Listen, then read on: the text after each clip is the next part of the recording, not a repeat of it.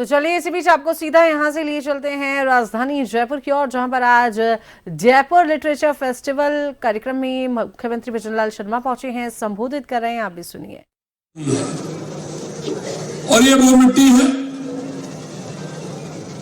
कि यहाँ साहित्य की अद्भुत कलाएं हैं। ये फेस्टिवल मात्र एक साहित्य मेला नहीं बल्कि विचारों का महासमर है।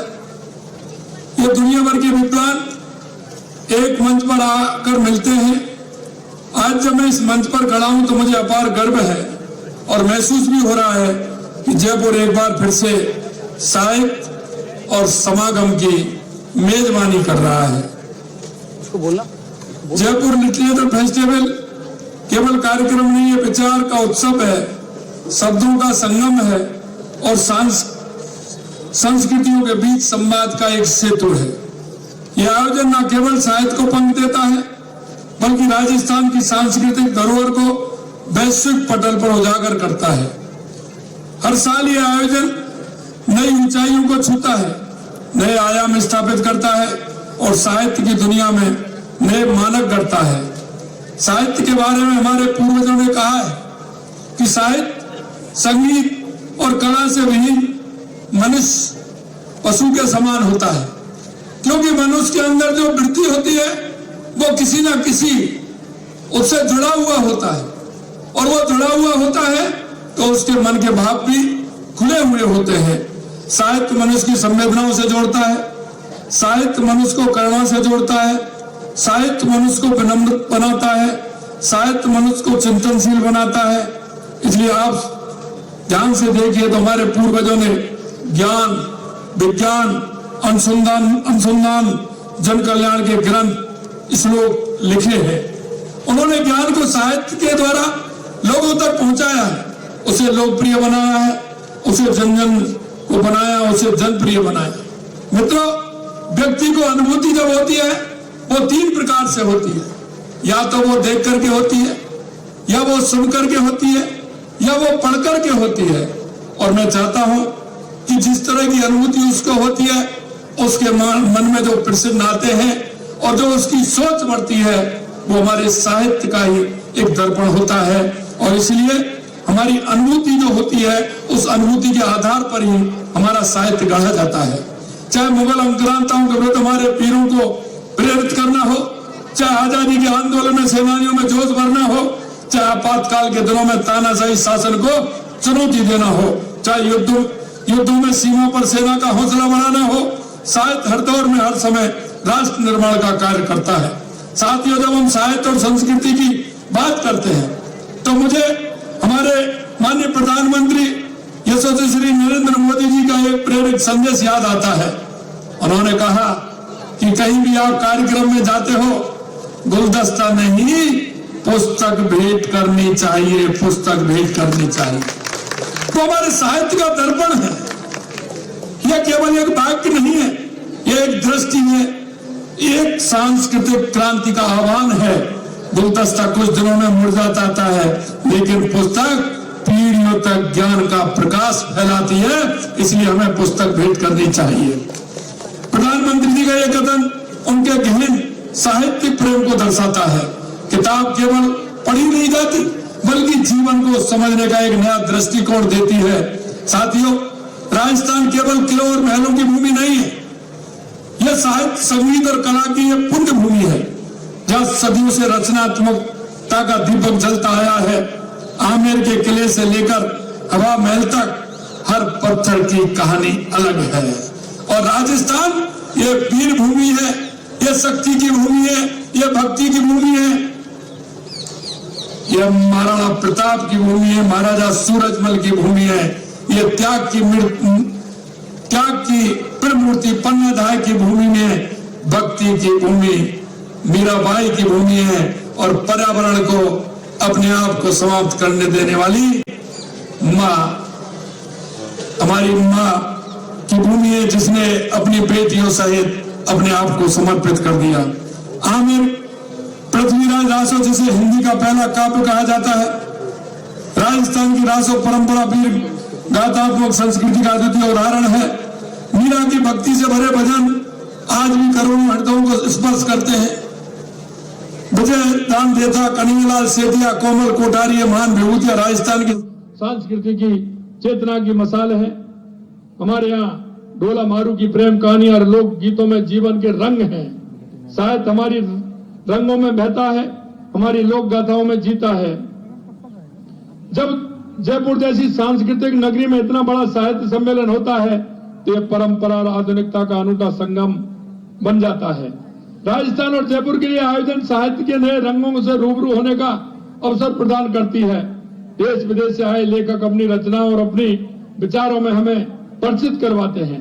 देश विदेश से आए लेखक अपनी कलम की धार से हमें सोचने को वरी कहते हैं। ये हमारे युवाओं के लिए एक अद्भुत अवसर है। हमारे विद्यार्थी, हमारे युवा लेखक देश विदेश के बड़े साहित्यकारों से सीधे संवाद करते हैं। मैं उन विचारों से रूबरू होते जो दुनिया को आकार दे रहे हैं। यह अनुभव किसी भी कक्षा की शिक्षा से कहीं अधिक मूल्यवान है, क्योंकि कुछ अनुभव ऐसे होते हैं जो जीवन के अंत तक भी हमको सीखने की प्रेरणा देते हैं। क्योंकि कोई भी पूर्ण नहीं है। अगर साहित्य के क्षेत्र में, कथा के क्षेत्र में किसी में अगर कोई अपने आप को पूर्ण मानता है, आज की डेट में कोई भी पूर्ण नहीं है। कहीं ना कहीं हर उम्र उनको सीखने के लिए प्रेरित करती है और हमारा साहित्य हमेशा वो सिखाने की प्रेरणा देता है। यह आयोजन जयपुर को वैश्विक मानचित्र पर एक बौद्धिक राजधानी के रूप में स्थापित करता है। इसे जयपुर केवल पर्यटन स्थल नहीं रह जाता, ये विचारों का केंद्र बन जाता है। और राजस्थान को अगर आप देखेंगे, पर्यटन की दृष्टि से भी देखेंगे, सांस्कृतिक विरासत की दृष्टि से देखेंगे, सांस्कृतिक पुनरुत्थान की दृष्टि से देखेंगे, तो ये अपने आप में अलग है। राजस्थान में वो सब कुछ है जो दुनिया के लोग देखना चाहते हैं। राजस्थान अद्भुत प्रदेश है जहां आप जो देखना चाहते हैं वो आपको मिलेगा। यहाँ के बड़े बड़े किले, बड़े बड़े महल आपको देखने को मिलेंगे। यहाँ की हवेलियां आपको देखने को मिलेंगी। यहाँ आपको डेजर्ट भी मिलेगा। तो आपको डेजर्ट के साथ साथ हमारी झीलें भी आपको मिलेंगी। राजस्थान के अंदर झीलें भी बहुत प्यारी प्यारी हैं। यहाँ आपको अभ्यारण्य भी मिलेंगे। तो यहाँ आपको बर्ड सेंचुरी भी मिलेगी। यहाँ आपको अगर देखेंगे तो अगर मैं धार्मिक टूरिस्ट की बात करूं तो आपको हर 40 किलोमीटर पर कोई ना कोई ऐतिहासिक धार्मिक टूरिस्ट भी आपको मिलेगा। ये वो पैलेस है जो कहीं भी जाते हैं, किसी प्रदेश में जाते हैं, किसी देश में जाते हैं तो एक दो देख करके आ जाते हैं। राजस्थान में आएगा तो एक टिकट में 4-4, 5-5, 6-6 फिल्म देखते हैं। ये राजस्थान की धरा इस तरह की धरा है। साहित्य में शक्ति और सीमाओं को मिटा देते हैं, भाषाओं को जोड़ देता है। फेस्टिवल में सिखाता है कि साहित्य तुम सीमा परे है। ये राजस्थान की रेत को विश्व महासमर से जोड़ता है। और मैं आपके माध्यम से मैं स्वागत करना चाहता हूं राजस्थान के प्रवासी भाइयों को, जिन्होंने देश और दुनिया में राजस्थान की मिट्टी की खुशबू को और अपनी संस्कृति को महकाने का काम किया है। मित्रों, हमारा दायित्व है कि हम छोटी छोटी बातों से हमारी जो संस्कृति है, यह दुनिया की अद्भुत संस्कृति है, आपको देखने को मिलेगा। चाहे हमारा स्वच्छता हो, पर्यावरण हो, शिक्षा हो, चिकित्सा हो, उनमें कहीं ना कहीं आप गहराई से जाएंगे तो आपको हमारी संस्कृति का आभास होगा। आप उसको देख पाएंगे कि हमारी संस्कृति किस तरह की है, हमारी संवेदनाएं। क्योंकि अगर हमारे अंदर संवेदनाएं हैं तो हम समाज से जुड़कर के काम करते हैं। अंतिम पायदान पर खड़े उस व्यक्ति की भी चिंता करते हैं। इसलिए मैं आपसे कहना चाहता हूं, हमारी संस्कृति, हमारी विरासत, हमारे देश के यशस्वी प्रधानमंत्री नरेंद्र मोदी जी कहते हैं विरासत और विकास साथ साथ चलना चाहिए। और इसलिए हमारी जो संस्कृति है उसको हम आगे बढ़ाते हुए हमें काम करना चाहिए। अंत में सभी साहित्यकार, आयोजकों को, स्वयंसेवकों को और दर्शकों का आभार व्यक्त करता हूं। मित्रों, हमारे जीवन में एक छोटी सी बात होगी, वो हमें प्रेरणा देती है। हम पर्यावरण की बात करते हैं, लेकिन पर्यावरण की बात वो करते हैं जिन्होंने जीवन में एक पेड़ नहीं लगाया। जिन्होंने पर्यावरण के लिए कभी उनके मन में विचार नहीं आया। मैं आपसे भी कहना चाहता हूं, अरे पर्यावरण तो वो है, आप अपने घर का भी सुधार कर लेंगे तो निश्चित रूप से हम बहुत कुछ सारी चीजों को बचा पाएंगे। हम कितना प्रदूषण करते हैं, गाड़ी से जाते हैं, क्या कभी हमने सोचा है, हमने विचार किया है? हम देखते हैं कि घर में बैठते हैं, एसी हमारा 17-18 पर चलता है, लेकिन कंबल ओढ़ के सोते हैं। हम जब कोई भी काम करते हैं, पानी का दुरुपयोग करते हैं। यह सोचने के लिए नहीं है, यह करने के लिए है। और हमारी संस्कृति को आपने देखा है, हमारे पूर्वजों ने पहाड़ों को भी पूजा है, नदियों को भी पूजा है, पेड़ों को भी पूजा है, क्योंकि वो हम संस्कृति और पर्यावरण के भाग हैं। इसलिए हम नदियों को भी पूजते हैं, पहाड़ों को भी पूजते हैं और वृक्षों को भी पूजते हैं। मेरे भाई और बहनों, इस पूरी विरासत को हमें बचाना है।